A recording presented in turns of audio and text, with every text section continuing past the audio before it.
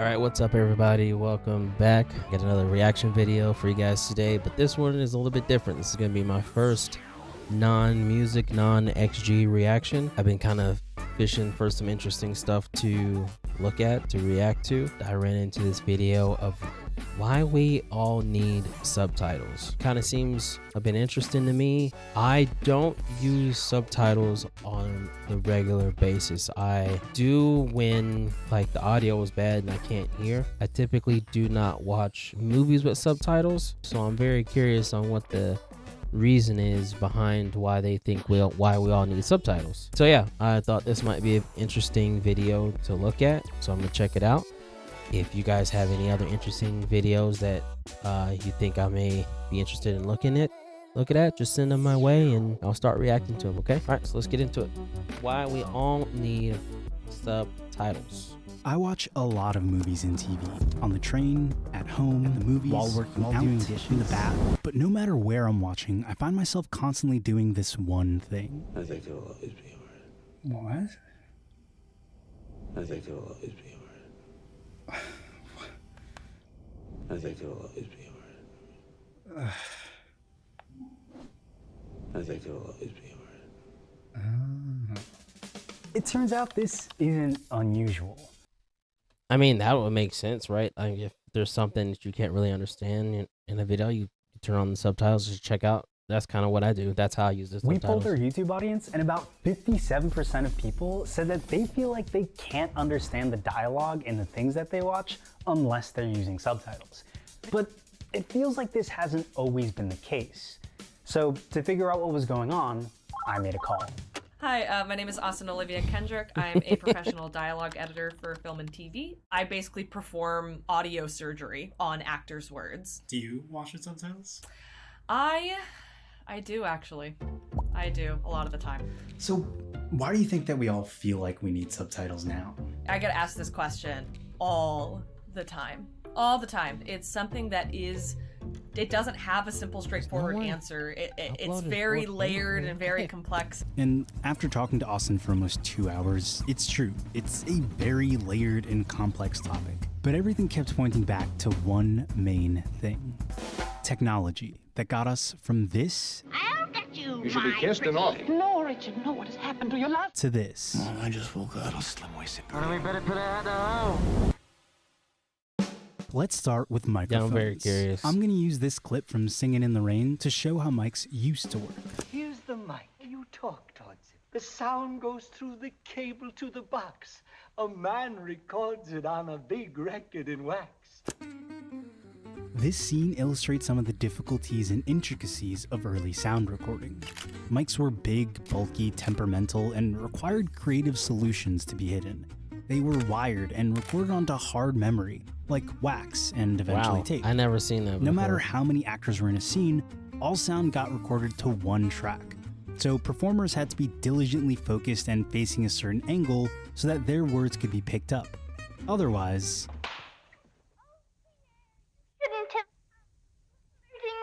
you couldn't hear a thing. But technology's improved to the Okay. point where microphones don't impede performance as much anymore. They've become better, smaller, wireless, and we use more of them to ensure that performances get captured. What we I was about typically to are say something stupid. I was about to say I don't even see his. I was about to say I don't even see his mic. He got the big ass boom arm working right with there with a from mic. production dialogue is 2 boom microphones, and then every actor has at least 1 lavalier microphone hidden somewhere on them. These Oh, really? shrinking mics Okay. have given actors the I flexibility didn't know to be that's how more they did it. I thought it naturalistic was in like their literally one performances. mic. They no longer need to project so that their words reach the mic. They can speak softly knowing that the tiny mic hidden on their body will pick up what they're saying. And my personal favorite example of this performance shift is Alec Baldwin on 30 Rock. In a 2011 speech/roast, Tina Fey says that he speaks so quietly that she can't hear him when she's standing next to him.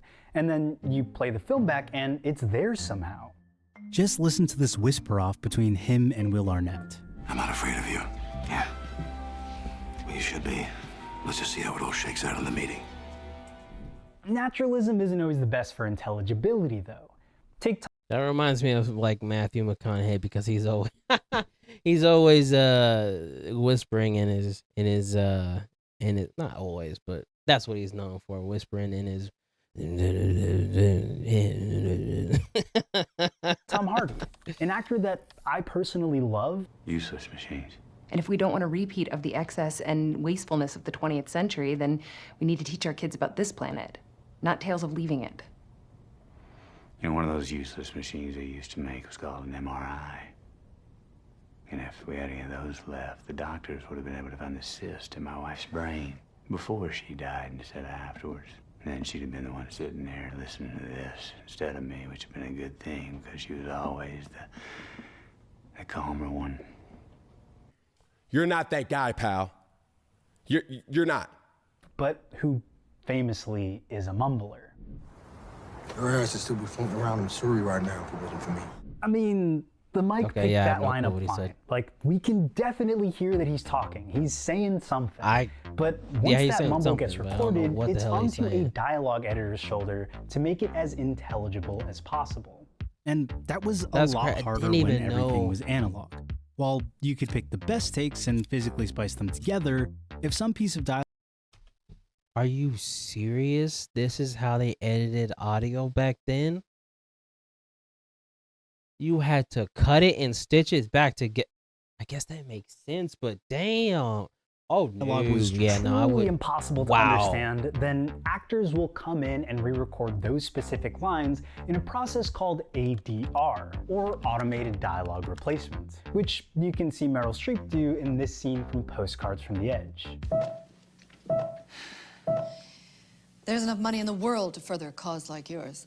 that still gets done today, but ADR also costs money because you're not only paying for the actor's time, you're paying for the engineer's time and then the editor's time. So we try to do ADR, frankly, as little as possible.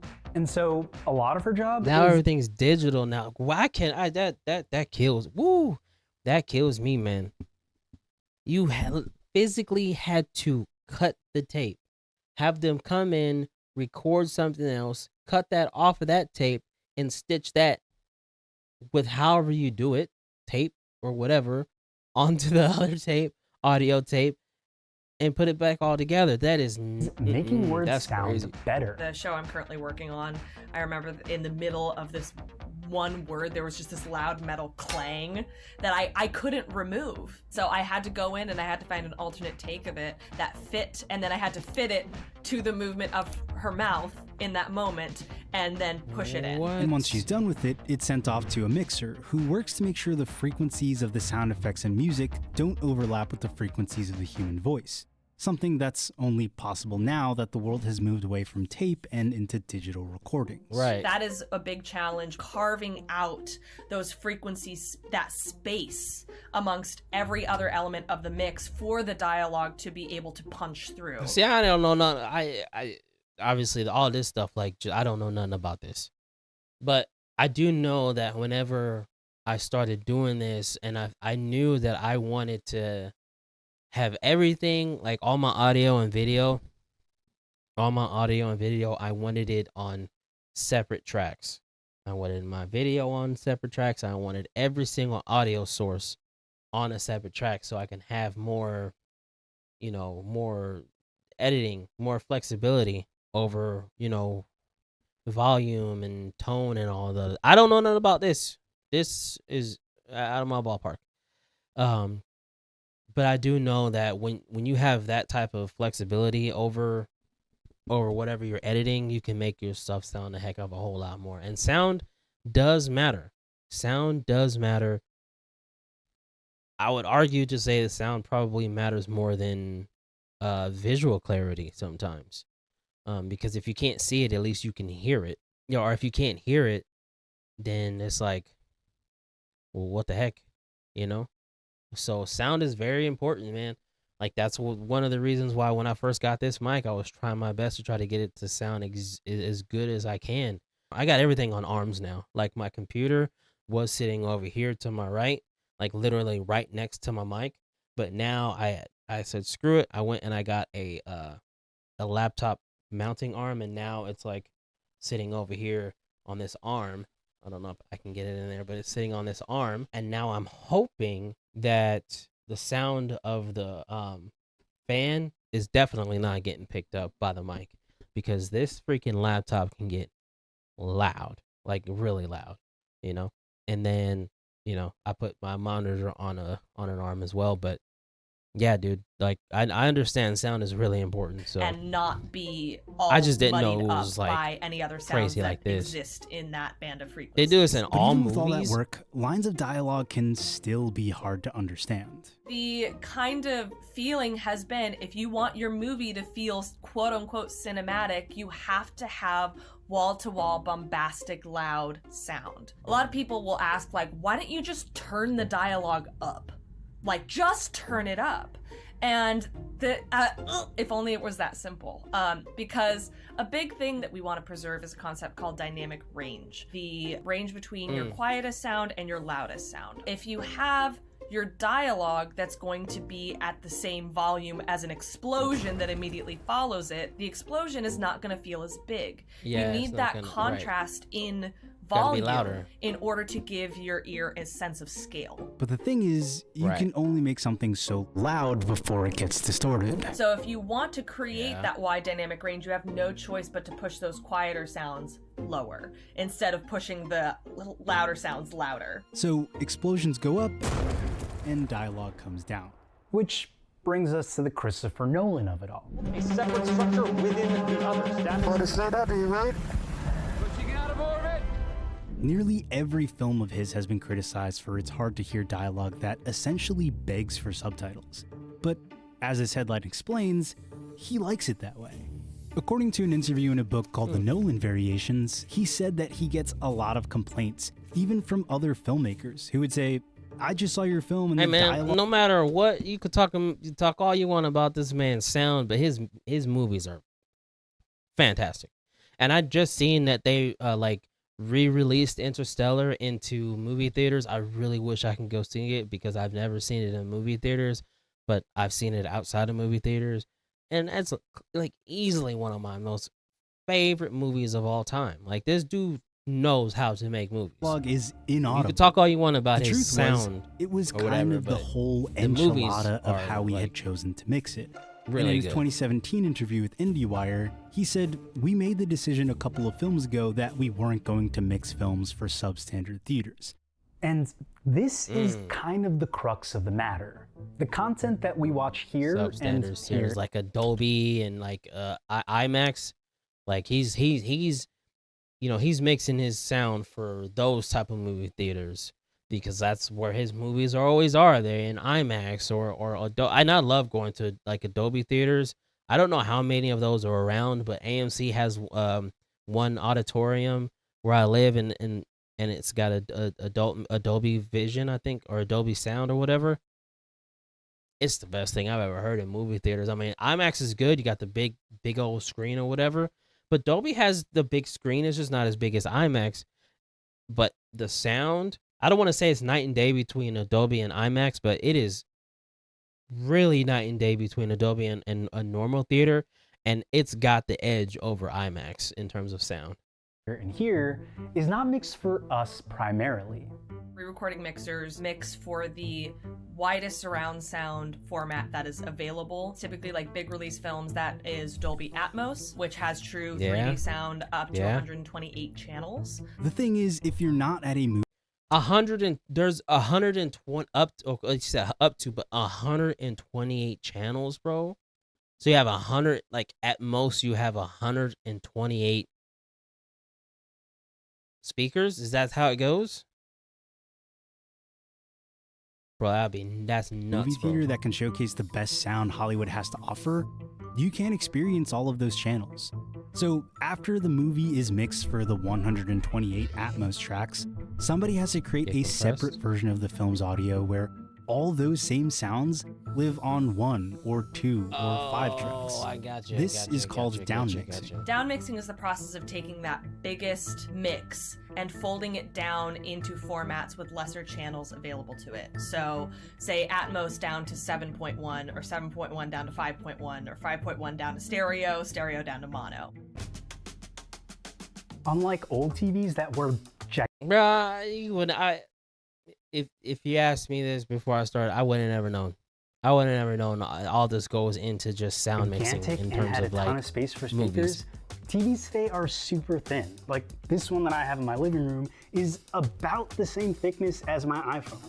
So, dude, my gaming monitor, or the monitor that I use to work, it's an Asus, and the screen itself is probably 2 credit cards thick, or thin, if that's true. 2 credit cards thin. Now it has a big old heat sink on the back of it, and so it makes it bigger, but the screen itself is crazy thin. even though it's outputting the same mono or stereo sound that an older TV might, it's still going to sound worse because you have to have tiny little speakers to fit into this tiny, sleek form factor. These tiny speakers. Yeah, you can't. You imagine those the big speakers that you see in the movie theaters, and then the very small, thin speakers that I mean, because I got the kind of the big heat sink on the back, the speakers on my gaming monitor is kind of big, but they still sound pretty crappy. Are also usually on the back of the TV. So the down mix version of this movie that went from 128 channels down to just 2 is going to sound even muddier when it's pointing away from you. And when you're watching on your phone because even the or screen, a laptop, the speakers on mine are pointing it's down. generally not much better. When you combine not great speakers, naturalistic mumbly performances, dynamic range featuring bombastic sounds over dialogue, and okay, so this is even gonna get even worse when you put it in a phone. I've seen videos of people breaking down phones like to fix them and all that stuff, and the speakers on those things is absolutely ridiculous. So I guess it makes sense. So is the conclusion that what we're watching on our phone is mumbly, but if we went to go watch it in a movie theater, it would be clear? So because we're watching it on two different ways, we're watching one in a movie theater and one on our phone. Because we're watching the one on our phone, we need the subtitles because the speakers are crappy. Latin mix, it's no wonder we have trouble hearing what's going on. And it seems like the industry knows this because TVs today are shipping with all kinds of settings built in, like this intelligence mode. You can put on active voice amplification in hopes of making that dialogue track come through just a little bit clearer. But of course, that's more Band-Aid than it is solution. The way movies get mixed likely isn't going to. You get those sound bars, man? Anybody got a sound bar? I had a sound bar for a long time. I don't have one anymore, but I had a sound bar for a long time, dude, and I love that thing. It was awesome. But that's one thing because I use DaVinci Resolve, I do need to get like a proper set of studio headphones so that when I'm editing my videos, I can hear the sound a little bit better, because sometimes I struggle with the sound. I always have to go by the meter instead of what I'm hearing in my ears. So sometimes I need help with those things. Super pristine dialogue. So the solutions we have are: 1, buy better speakers and only go to theaters that have impeccable sound. 2, take a chill pill and try to just worry a little bit less about picking up every single word that gets said. Or 3, just keep the subtitles on. For people who are deaf or hard of hearing, subtitles make movies and TV shows accessible, and this accessibility has just expanded in recent years. Laws have been passed to ensure that movie theaters have at least a few screenings a week with captions. Pretty much every streaming service has standardized them, and speech recognition technology has made them accessible in pretty much every YouTube video and TikTok. Plus, they're super easy to toggle on and off. I watch a That was interesting. I don't necessarily know where I thought that was going to. I thought he was about to say, "Oh, we're just all hard of hearing now," because a lot of people use headphones. A lot of people don't realize having you got your earbuds. I have my earbuds in, but I don't have my volume all the way up. It's like at 50%. Nowadays the phones, like at least my phone, or anybody has the same model, if you turn it up too loud, it'll pop up, say, hey, you might want to turn it down. It's gonna possibly hurt your ears or whatever. But that information wasn't given to me when I was young, so I was just blasting music in my ear, you know, with my little Walkman and then my CD player. But that's what I thought he was gonna go to. Like, everyone nowadays just blasts music in our ears, and now we just be hard of hearing. So, but I didn't realize that. It's basically saying, you know, we watch all of our content on our phones now, and the phones and laptops and even TVs don't have very good audio systems. So get a sound bar or build, you know, a surround system in your house. Solved. Anyway, that was an interesting video. I'll keep an eye out for some more interesting videos that I can react to. Put them up on the page. Again, if anybody else knows of any other interesting videos, shoot them over to me, and I'll be happy to check them out.